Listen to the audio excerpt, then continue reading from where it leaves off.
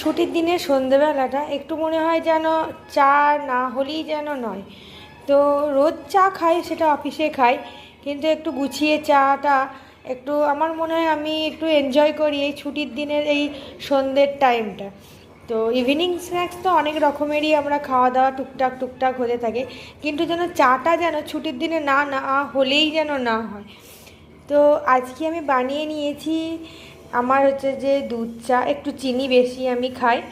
আর সৌরভের জন্য বানিয়েছি এটা লেমন টি, এটা হালকা চিনি দিয়ে, ও একটু হালকা চিনি খায়। তো তার সাথে সাথে আনুষাঙ্গিক দেখো বিস্কুট তো নিয়েইছি।